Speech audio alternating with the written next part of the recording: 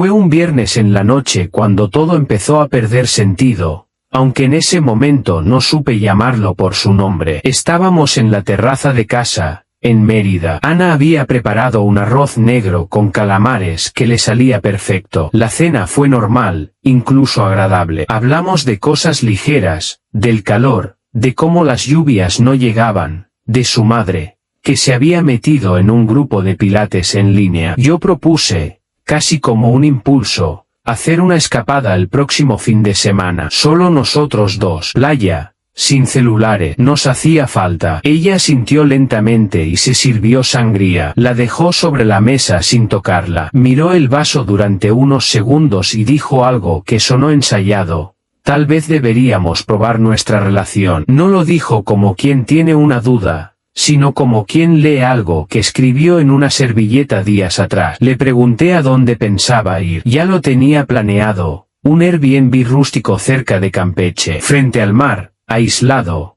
para reflexionar, según ella. Pero algo no cuadraba. Ana siempre se llevaba libros, su cuaderno de notas, una linterna de lectura. Esta vez, no. Su maleta parecía hecha para una noche, no para un retiro emocional. Llevaba su pareo de seda, el que solo usaba en cenas especiales, y los tacones que evitaba por comodidad. Nada de eso gritaba introspección. A la mañana siguiente se fue temprano. Me dio un beso en la mejilla, ni largo ni corto. No dejó perfume tras de sí. Al cerrar la puerta, me sentí como un invitado en mi propia casa. Miré su taza de café aún tibia sobre la mesa. Ni una nota, ni una señal más allá de su sonrisa de medio lado, esa que no usaba conmigo desde hacía meses. Todo en ella parecía calculado. Su salida, su ropa, hasta su ausencia de emoción. No era tristeza, era otra cosa, una ligereza, como si al cerrar la puerta se hubiera sacado de encima algo que llevaba tiempo cargando. Intenté seguir con mi sábado. Lavé el auto, organicé mis correos, preparé pasta, pero el silencio era diferente. No era el silencio de la distancia, era el silencio de una sala vacía. Y entonces, el domingo por la noche, una notificación en la tablet que compartíamos me sacó de mi apatía. Ella había olvidado cerrar su cuenta de nube. La imagen era nítida. Ana, sentada junto a una piscina. El agua reflejaba un cielo anaranjado. Sostenía un cóctel con su mano derecha. La izquierda estaba entrelazada con una mano masculina. No era mía, era más grande,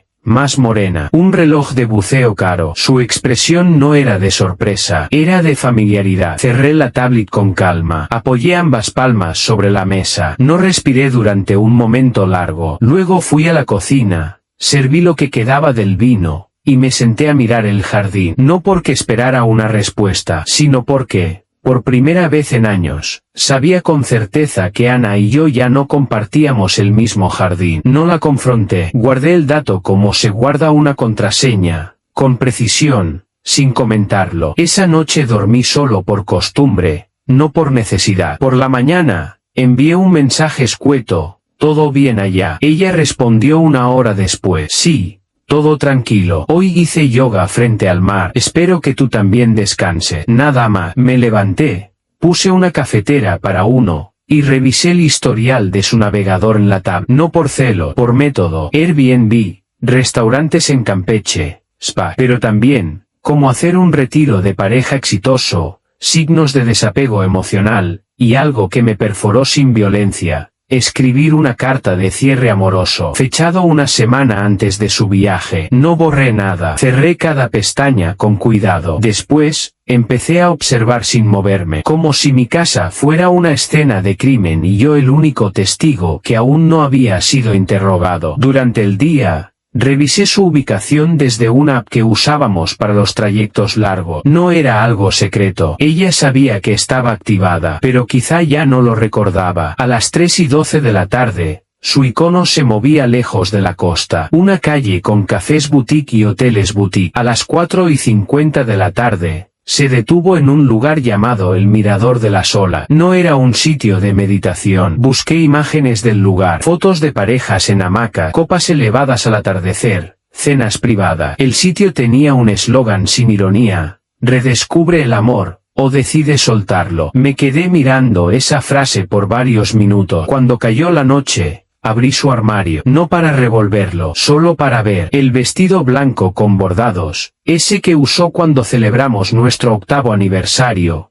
No estaba. Tampoco su perfume más intenso, el que no usaba desde que dejamos de tener cenas especiales. Había hecho una elección. No me hablaba con evasiva, no me hablaba en absoluto. Mandaba fotos de atardeceres, una frase cursi, un emoji, como si habláramos desde la orilla opuesta de un río. No había más preguntas ni detalle, y yo no los exigía. Una noche, encontré la botella de tequila que le había regalado el año pasado. Estaba en el mueble, abierta, solo una copa usada. La dejé ahí. Me senté frente al ventanal del cuarto de huéspedes. Miré el reflejo de la ciudad en los cristales. Pensé en Ana caminando por la playa, creyendo que la distancia disimula el abandono. Al tercer día, comencé a guardar prueba, no por venganza, sino por memoria. Capturas de pantalla, correos de confirmación de reserva, recibos digitales que llegaban por error a nuestro correo conjunto, un masaje para dos, cena maridaje, una lancha privada con guía de navegación romántica. Cada noche, al cerrar los documentos en mi laptop,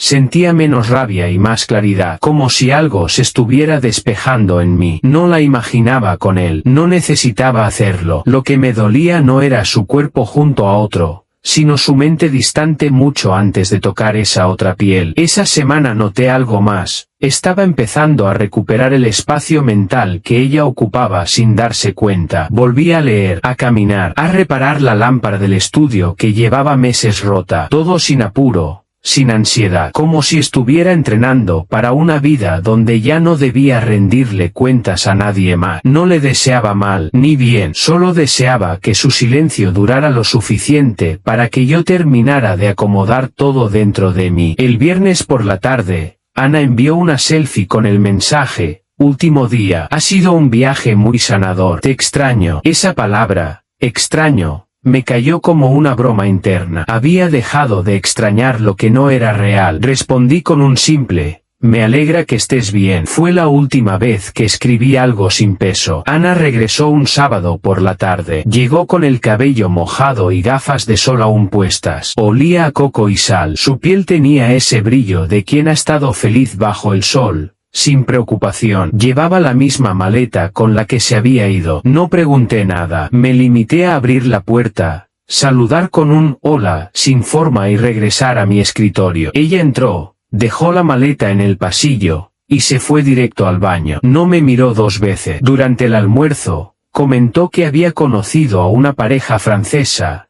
que le hablaron de un retiro en Tulum. Mencionó el sabor del ceviche, la textura de una hamaca, y cómo el sonido del mar ayudaba a ordenar las ideas. Todo en su tono era flotante, casi artificial, como si estuviera recitando recuerdos diseñados para sonar agradable. Yo asentí, serví más arroz, y cambié de tema. Esa noche, mientras ella dormía a mi lado, tomé su celular, no por costumbre, sino porque en algún punto su rutina ya no era mía. No tenía contraseña nueva. Ella no lo había previsto, o tal vez no le importaba. Revisé los mensajes archivados. Un hilo destacaba: Marcos, trabajo Quintana Roo. No era un contacto real, era una etiqueta. Dentro, todo estaba ahí. Conversaciones diarias, fotos, una selfie de ambos, él besándole la sien mientras ella reía. Un vídeo corto, ella girando sobre la arena, en cámara lenta, mientras él decía: mi diosa. Pero lo peor no fue el contenido, fue la fecha. Cada palabra,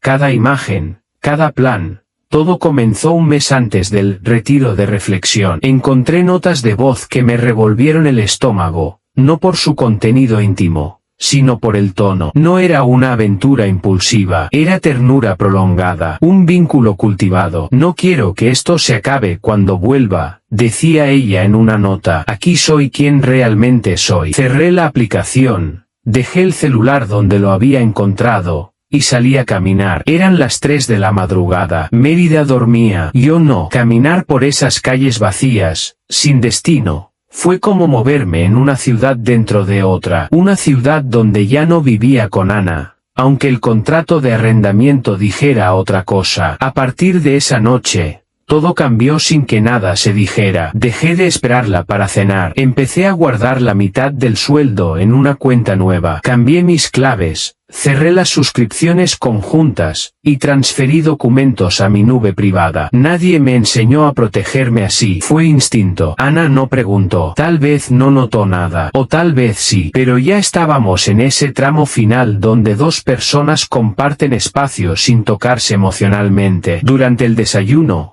ella contaba lo que había soñado. Yo asentía. Durante la cena, ponía una serie en la TV y fingía interés. Dormíamos a pocos centímetros, pero era otro continente. Comencé a limpiar el cuarto de huéspedes. Quité las cajas que habíamos almacenado por año. Ropa de invierno, fotos viejas, adornos sin lugar. Lo dejé neutro, funcional. Mi nuevo lugar. La primera vez que dormí allí, lo hice sin hacer ruido. A la mañana siguiente, ella no preguntó, simplemente se levantó, preparó café, y lo dejó sobre la mesa sin decir una palabra. Éramos dos personas respetuosas, civilizadas, y absolutamente ajenas. Una tarde, revisé el historial de nuestra cuenta conjunta. Una compra destacaba, cena en el restaurante Lu, en Campeche. Un menú degustación para dos. Vino maridado. La fecha coincidía con la noche que me había escrito. Hoy hice yoga al atardecer. Pensé en ti. El detalle no era lo importante. Era la precisión. Todo encajaba. Todo era verificable. Todo tenía un recibo. En ese punto, ya no tenía pregunta. No necesitaba escuchar de su boca lo que ya había visto con mis ojos. Ella había cruzado una línea, no solo corporal. Había mentido con esmero. Había planeado. Había maquillado su ausencia. Y yo no la iba a confrontar. No porque no lo mereciera, sino porque yo merecía algo mejor que un diálogo desesperado por explicaciones. Seguí adelante con mi planificación. Consulté a David,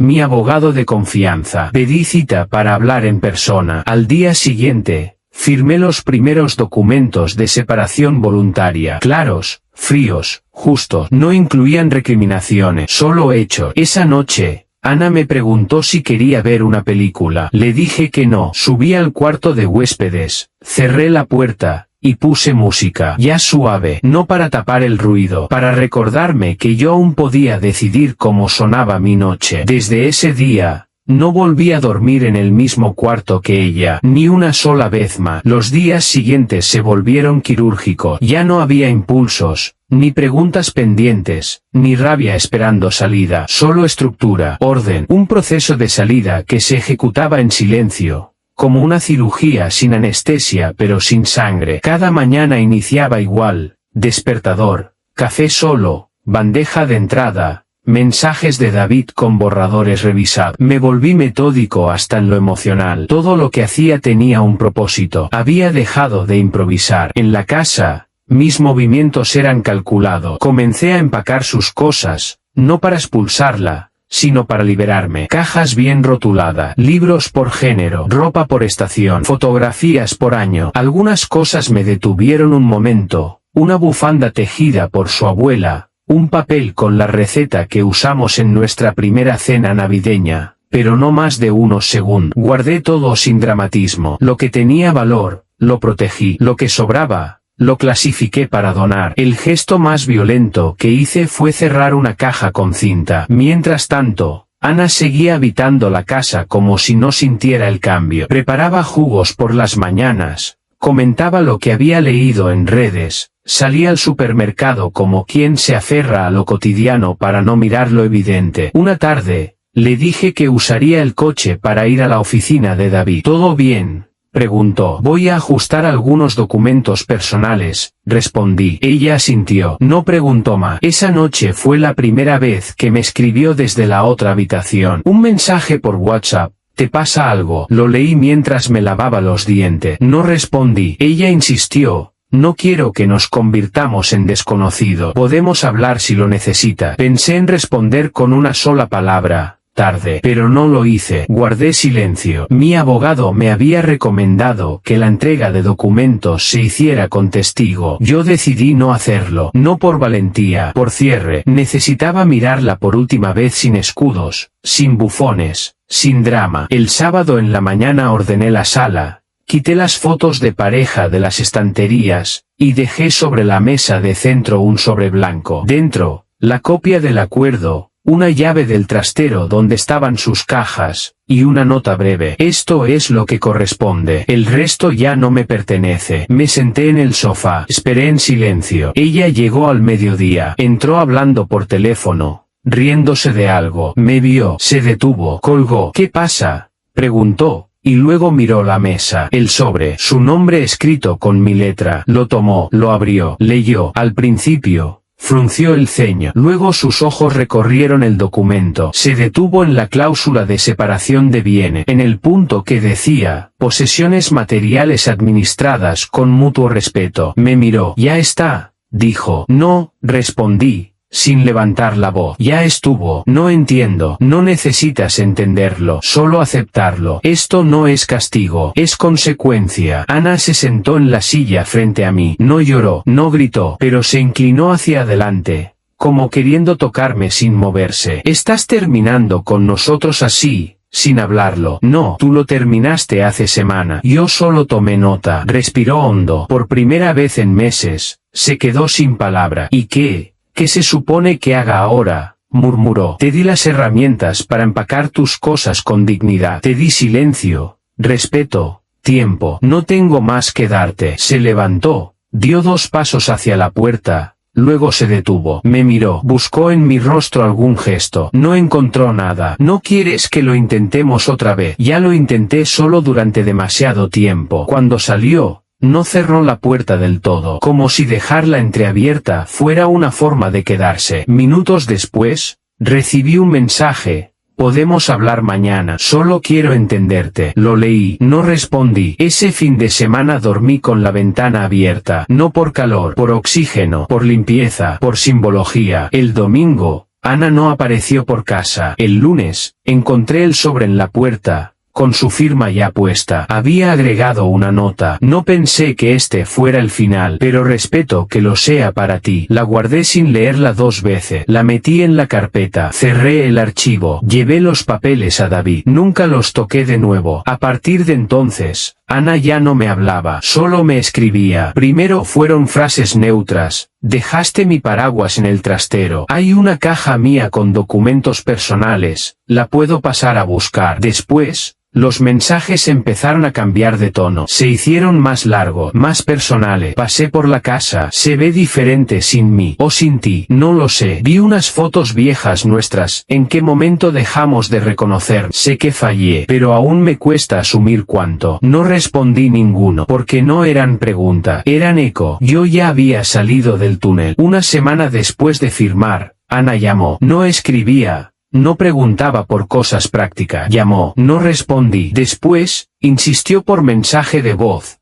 Podemos hablar. No para pelear. Solo hablar. Su voz tenía ese tono entre tímido y urgido que usa alguien que ha sentido la puerta cerrarse por primera vez. No la escuché entera. Cerré la aplicación. Ese mismo día, subí una foto en mi perfil de trabajo. No era nada personal. Una reunión en un coworking nuevo. Una frase motivacional de consultoría, un café sobre el teclado, pero fue suficiente. 2 horas después, mensaje de Ana. Te ves diferente. No sé si es la luz o que ya no estás mirándome. Tampoco respondí. Comenzaron las señales pequeñas. Me etiquetó en una historia antigua, una de hace años, donde estábamos en Tequila, Jalisco, sonriendo con un sombrero ridículo cada uno. Escribió. A veces me pregunto cuándo dejamos de reírnos juntos. A los pocos minutos, la eliminó. Pero ya la había visto. Una noche, escribió. ¿Recuerdas cuando me ayudaste a escribir mi primera carta de renuncia? Dijiste que la libertad no se pide, se toma, y ahora, esto también fue libertad. Ese mensaje sí lo leí completo. Luego apagué el celular. Comencé a ver a Lucía poco después. No fue planeado, no fue por necesidad. Nos habíamos cruzado en un taller hacía años, pero nunca hablamos más de 10 minutos. Ahora, simplemente apareció. Me escribió tras ver que había reactivado mi perfil profesional con otra dirección, otra firma, otra postura. Te ves tranquilo, dijo. Eso no se finge. Acepté ir a tomar algo. No fue una cita, no lo etiquetamos, pero la conversación fluyó como agua. Había honestidad en sus silencios, no ansiedad. No preguntaba por mi pasado, tampoco por Ana, y eso era lo que más agradecí. Después de ese primer encuentro, Lucía me mandó una lista de libros sobre diseño organizacional. Me dijo que algunos me sonarían aburridos, otros tal vez me provocarían pregunta, pero no me dijo cuál leer primero, ni me insistió. Esa era la diferencia. Ana, en cambio, se volvió insistente. Una noche, al volver a casa, la encontré sentada en la banqueta frente al buzón. Eran casi las 11. Necesitaba verte, dijo, sin levantarse. No puedes venir sin avisar. ¿Estás con alguien más? No es tu lugar preguntar eso. Se quedó en silencio. Se frotó las manos, nerviosa. Sé que te fallé. Lo supe desde antes que te fuera. Pero pensé que habría tiempo. Que todavía podíamos. No hay tiempo cuando la otra persona ya se fue mientras tú aún mentías. No lo dije con rabia. Lo dije como quien lee una sentencia. ¿Estás feliz ahora?,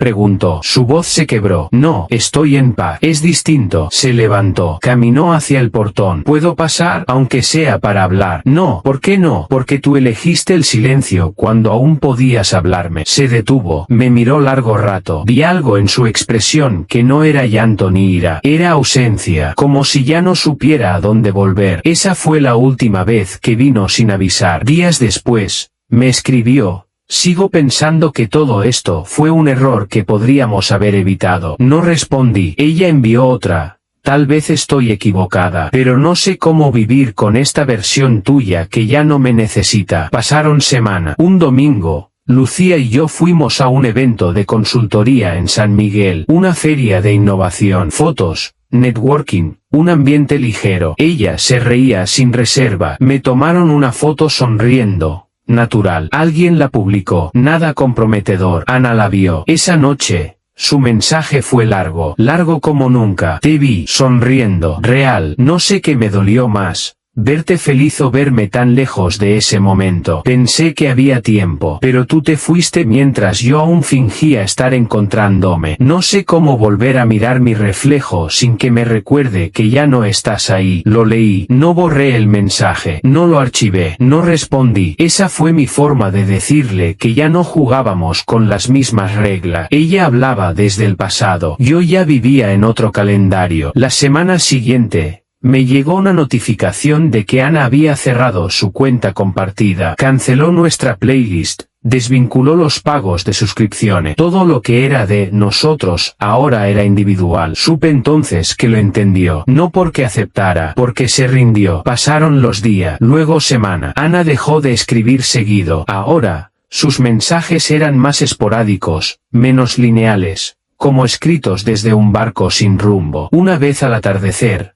recibí uno que decía: ayer vi la serie que empezamos juntos. Me acordé de cómo te reías de los diálogos torpes. Te oí reír, aunque no estaba. No respondí. Otro día, a las 2 de la mañana, ¿recuerdas el olor del closet cuando recién nos mudamos? Yo sí. Los mensajes no buscaban conversación. Buscaban no ser olvidado. Mientras tanto, Lucía y yo seguíamos viendo, sin presión, sin roles preestablecidos. Era sencillo, y eso era lo que más valoraba. No necesitaba que me prometiera estabilidad, ni que llenara vacío. Lo único que pedía era verdad, y eso nunca me faltó. Una tarde cualquiera, salimos del cine y ella dijo: se nota cuando alguien ya no arrastra un pasado. No pregunté a qué se refería. Lo sabía. Fue también ese mes cuando renové la sala. Vendí el sofá que habíamos elegido Ana y yo en Guadalajara, el mismo que ella quería porque hacía juego con las cortinas. Compré uno nuevo, gris, sin historia, más firme, más mío. Pinté el comedor, tiré las velas sin uso, regalé los cuadros de frases inspiradoras, guardé las cartas de aniversario. No las rompí, no por nostalgia, sino porque no necesito destruir algo para soltarlo. Guardarlas era una forma de no tener que pensarlas más. Un sábado por la mañana, Ana volvió a escribir: estoy en Mérida, ¿puedo pasar por algunas cosas? Le dije que sí, que me avisara cuando. Me respondió con una hora exacta. Llegó puntual, pero no entró. La vi desde la ventana. Estaba parada junto a su coche, mirando la casa como si fuera un recuerdo que se le escurría entre los dedos. Salí con la caja ya lista. No hablé, no ofrecí pasar, se la entregué. Gracias, dijo, sin levantar del todo la voz. Nos quedamos en silencio unos segundos. ¿Esto es definitivo? No, preguntó. Asentí. Ni siquiera sí. No, bajó la vista. Su respiración tembló. Sé que no tengo derecho, pero a veces me despierto y todavía creo que estás en la otra almohada. Yo me despierto y ya no espero a nadie, respondí. Su cuerpo se encogió ligeramente, no por el frío, por algo más profundo, más irreversible. ¿Lucía?, preguntó, casi con un nudo en la garganta. No tienes que saberlo, asintió. Una lágrima se le escapó, pero no hizo drama, no imploró, no gritó. Se fue sin mirar atrás. Esa noche me senté en la terraza, la misma donde todo había empezado. Respiré. El aire estaba más claro, más mío. Me llegó un último mensaje. Ojalá pudiera desandar el camino, pero solo sé caminar hacia lo que ya perdí. Cuida tu paz. Ya no es mía. No respondí. Ese fue el final. La vi meses después. Una reunión de excolega. Estaba más delgada, más seria. Fingió no verme, y yo no la interrumpí. Lucía y yo llegamos juntos, no tomados de la mano. No necesitábamos anunciar nada. Nuestra presencia decía más que cualquier foto. Durante el evento, sentí su mirada. Ana observaba, no con rabia, con ese gesto que tienen los que ven la vida que alguna vez pensaron que les pertenecía, desarrollarse sin ello. No se acercó, no se despidió, tampoco lo necesitábamos. A la mañana siguiente, volví a la rutina. Desayuno, correo, leer, una caminata con Lucía. El silencio seguía ahí, pero ahora era amigo, no amenaza. Ya no hablo de Ana, no porque duela, porque no hace falta. Su historia quedó en una etapa cerrada, sellada con cuidado, como esas cajas que uno guarda en un altillo sin abrir más. No hay rencor, no hay ternura, solo un nombre que ya no ocupa espacio. Lucía nunca me pidió detalle. Supo desde el principio que no necesitaba contarlo todo para entender lo esencial. Su presencia no es sombra de la anterior, es otra luz, más tenue, más limpia. Me mudé hace poco, no por fuga, sino por renovación. Un apartamento más pequeño, con paredes blancas y pocos objetos. Todo lo que está aquí tiene propósito. Nada está por si acaso. Incluso el silencio, que aquí suena distinto. Volví a cocinar, a leer por placer, a dejar el celular en otra habitación sin ansiedad. Empecé a escribir notas a mano, a veces, a mí mismo, otras, sin destinatario. Es una costumbre sin motivo productivo, como respirar con más intención. Ana escribió una última vez, meses después. Fue un correo largo, sin pretensiones, sin súplica, más bien una confesión. Te amé como suposición. Pensé que siempre estaría. Nunca entendí que el amor no se debe asumir, se cultiva. Perdón por haberme ido antes de despedirme. No respondí, no lo borré, pero ya no tenía peso. Supe entonces que mi salida había sido completa. No fue un portazo, fue una retirada paciente, capa por capa, hasta que no quedó nada que reclamar. Hoy miro hacia atrás sin vértigo, porque no dejé partes mías allá. Todo lo que traje conmigo lo elegí, y lo que quedó atrás era de otra versión mía, una que ya no existe. No hay más historia, solo presente y paz.